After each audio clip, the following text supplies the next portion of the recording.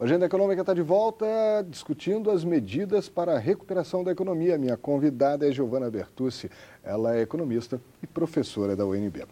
Giovana, no primeiro bloco, no final dele, a gente falava da taxa de juros. Ela está hoje em 14,25%.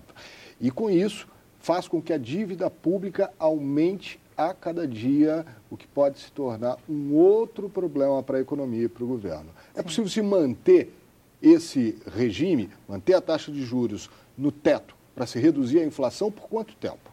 Olha, eu acho que você tem que primeiro retomar a confiança dos agentes. Retomando a confiança e a credibilidade, e o governo indo no sinal certo em termos de fazer um ajuste fiscal de fato que consiga, né, cobrir o déficit primário que a gente teve ano passado, tentando melhorar um pouco as estatísticas para esse ano e, de repente, tentar já pensar num superávit, mesmo que pequeno, para o ano que vem. Com isso, o governo vai aos poucos retomando a credibilidade e a confiança. E isso vai exigir, é claro, né, uma taxa de juros menor para conseguir controlar a inflação. Mas eu acho que esse é um cenário que ainda vai demorar um tempo para acontecer. Então, hoje, a perspectiva de inflação ela ainda é alta para esse ano. Para o ano que vem, a previsão continua alta, mas já mais baixa que nesse ano. As previsões para o ano que vem já batem em torno de 6,4%, 6,5% para a inflação no ano que vem, ou seja, já mais baixo do que a gente observa esse ano. Mas eu acho que daqui para até começo do ano que vem é difícil a gente ter juros menores. Eu acho que, inclusive, dependendo de qual vai ser a perspectiva dos juros norte-americanos e qual vai ser a reação do Brasil em termos de mercado cambial, a gente pode, inclusive, ter ainda que, de repente, aumentar um pouco mais os juros. Mas, volto a dizer, é importante não só aumentar os juros, mas é importante retomar a credibilidade. E retomando a credibilidade, você pode controlar a inflação por um mecanismo mais indolor, ou seja, revendo expectativas e sinalizando para os agentes e fazendo com que eles confiem no governo e na política econômica anunciada do que subir a taxa de juros. Bom, recuperar a confiança dos agentes econômicos é fundamental, mas antes é preciso conquistar a confiança dos agentes políticos. Vamos dar uma olhada em como é que repercutiram as recentes medidas do governo aqui no Senado Federal. Dá uma olhadinha aí. O anúncio deste pacote de medidas visando reequilibrar as contas públicas que ficaram comprometidas com a gestão, com alguns dados relacionados às chamadas pedaladas, o governo acabou tardiamente anunciando esta economia de gastos para tentar reequilibrar as contas. Tomara que isso aconteça no mais breve espaço de tempo possível, porque a crise está se agravando, com consequências perversas sobre a área mais sensível e também que mais sofre, que é a população que está sendo desempregada. Os próprios analistas mesmo já dizem que o corte necessário seria da ordem aí de quase 100 bilhões. Porque o governo realmente extrapolou muito os gastos em 2014. Então agora está fazendo, mas está fazendo de forma sem muito rumo, sem dar um rumo para o país, para onde que vai essa economia, porque o que o empresário quer, o que as pessoas que fazem a economia, vamos dizer assim, os players, os jogadores que fazem o jogo acontecer, o que eles querem é ter regras claras para poder jogar o jogo. E nesse momento ninguém se arrisca a ir para o campo jogar, porque não sabe muito bem para que rumo que o Brasil está tomando. E nisso, se a economia não se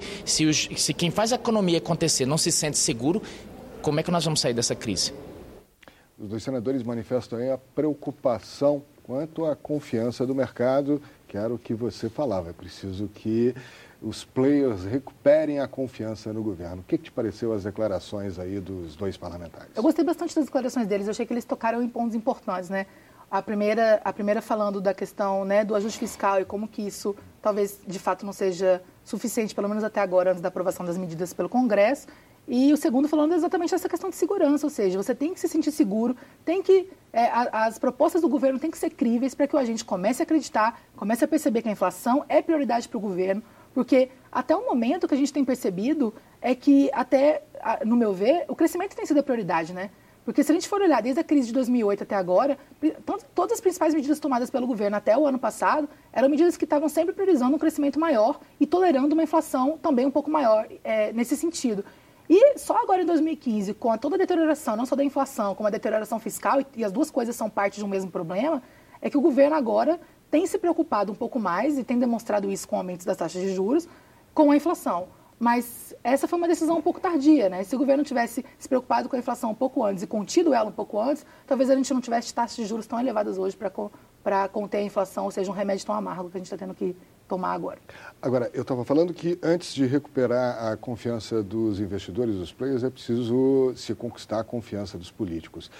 Como é que a crise política contamina a economia? Existe essa contaminação?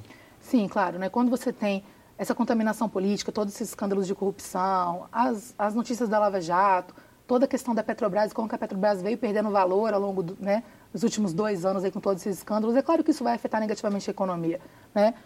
Você acaba tendo, é claro, uma série de incertezas associadas a qual vai ser o futuro, né? Você começa a perceber que você tem estudos que mostram que países onde você tem uma corrupção maior, isso acaba levando a uma série de ineficiências, a uma série de problemáticas em relação à atuação do Estado. O Estado ele acaba gerando uma série de distorções na economia e é claro que isso vai acabar impactando negativamente no crescimento de médio e longo prazo. Bom, se tudo der certo, de acordo com a nossa conversa aqui, 2016 a gente tem um arrefecimento da crise, do processo inflacionário. E aí, o que é preciso se fazer para recuperar a economia? Bom, é engraçado, né? Porque parece que existe uma receita de bolo clara para isso e isso não existe.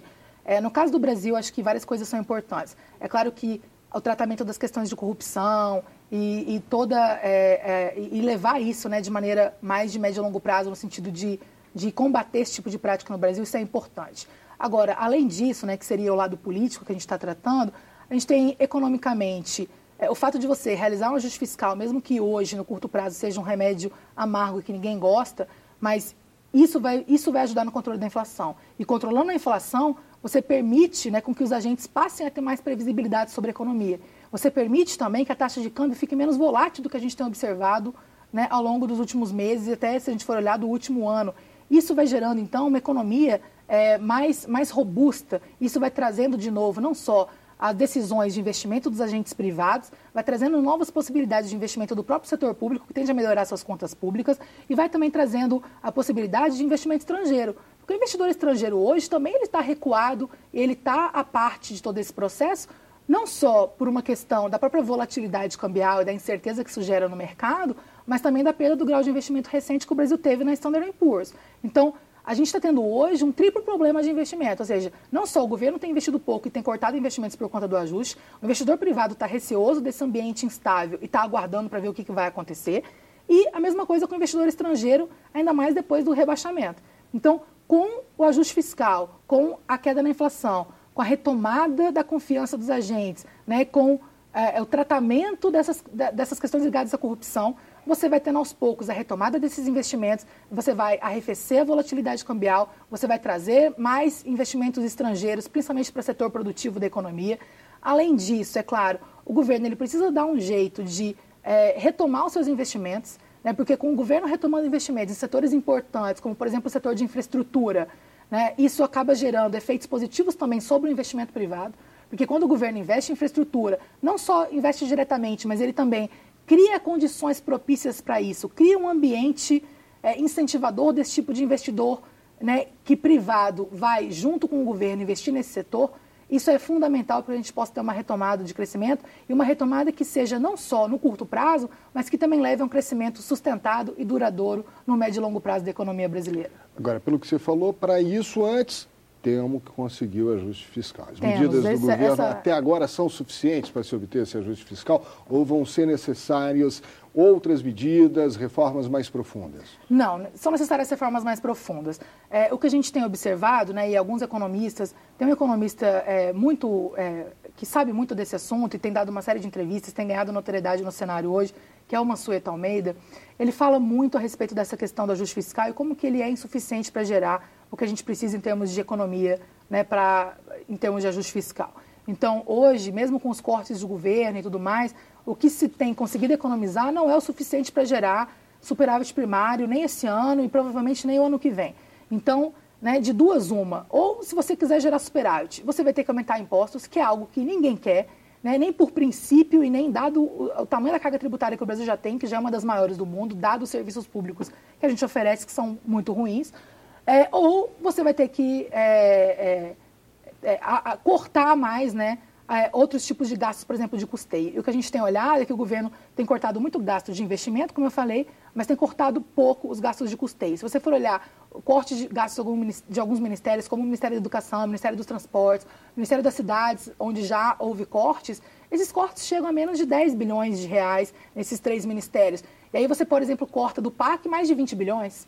Você corta do Minha Casa Minha Vida mais de 6 bilhões. Então, né, você está cortando muito em programas que são importantes do ponto de vista da infraestrutura e acaba cortando muito pouco do ponto de vista dos gastos, de fato, de custeio da máquina pública, que é onde você deveria estar cortando, né, de maneira mais impiedosa. E pelo que você me disse, esses cortes eles impactam diretamente na economia, porque se eles não tivessem acontecido, você teria aí um indutor do crescimento econômico, é isso? Porque se você tem que fazer os cortes e tem que passar por esse momento ruim para que você chegue, né, num momento positivo no futuro em termos de expectativas e tudo mais.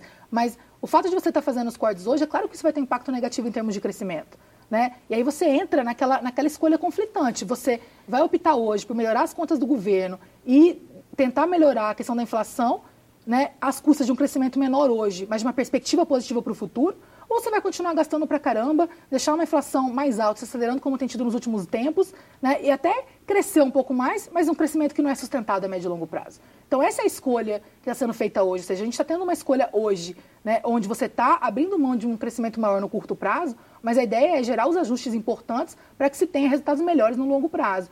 E não só o ajuste fiscal ele é importante nesse sentido que a gente falou, mas algumas medidas também estruturais. Então, quando se fala hoje da questão da Previdência, que é uma questão que ninguém quer tocar no assunto, mas onde você tem um país onde a média das pessoas que se aposentam, a última vez que eu olhei, estava em torno de 56 anos. É muito pouco, é uma idade muito baixa, né? A expectativa de vida no Brasil hoje está próxima de 76 anos. Então, você não tem idade mínima para aposentadoria, você tem uma aposentadoria que tem um piso mínimo que é pago, que é o salário mínimo. Você tem um salário mínimo que tem aumentado, né, acima da produtividade do trabalhador nos últimos 10 anos, né, e isso acaba que impacta negativamente também nas próprias contas do governo e contribuiu para a situação que a gente está vendo hoje. Então, é preciso mudanças estruturais, é preciso mudanças nas regras da Previdência, é preciso mudanças na nossa carga tributária, né, não só, você não precisa mudar no sentido de diminuir, mas mudar qual é o perfil da carga tributária que você cobra hoje no Brasil. Quem paga mais, quem paga menos, de que forma, se o tributo ele vai ter um caráter regressivo ou um caráter progressivo, né, se esse tributo ele vai ser cobrado em cascata ou se ele vai ser cobrado num único tributo agregado. Então, esse tipo de situação de como que esses tributos são cobrados também afetam a eficiência de arrecadação do governo e, obviamente, a eficiência também de atuação do setor privado no Brasil. Agora, o problema é que são questões muito complexas, previdência, salário mínimo, uma reforma tributária, para se tomar num momento como esse, em que a sociedade não parece disposta a discutir com o governo e que o governo tem uma baixíssima popularidade, né? Sem dúvida, o governo acho que nunca esteve tão frágil, né? A última pesquisa tem apontado que apenas menos de 10% dos brasileiros apoiam, de fato, o governo Dilma. A gente teve um bom momento para isso, né? Que foi exatamente no governo Lula. No governo Lula, a gente tinha um capital político bem estabelecido, pelo menos no primeiro governo Lula. A gente tinha um preço das commodities bastante elevado, o Brasil estava bem, o crescimento estava relativamente alto, se comparado a períodos anteriores. E o Lula ele consegue aprovar uma pequena reforma da Previdência tributária só em 2003, mas que não é suficiente para gerar as mudanças que a gente esperava ver. Hoje, de fato, realizar esse tipo de reforma é difícil, mas é necessário. E, às vezes, a gente tem que passar por escolhas difíceis para chegar em resultados melhores no futuro. Giovana Bertucci, muito obrigado pela tua presença Obrigada aqui no Agenda Econômica. Foi ótimo, tenho certeza que você nos ajudou a esclarecer o nosso telespectador sobre o que está acontecendo no Brasil e sobre como sair dessa crise. Obrigada. Muito bem, esse é o Agenda Econômica. Você tem alguma sugestão, crítica, elogio, liga para a gente. É 0800 61 2211. É gratuito. Quer ver esse programa? Quer ver os outros programas produzidos pela TV Senado? Vai para a internet, acessa lá www.senado.leg.br/TV. Até o nosso próximo encontro.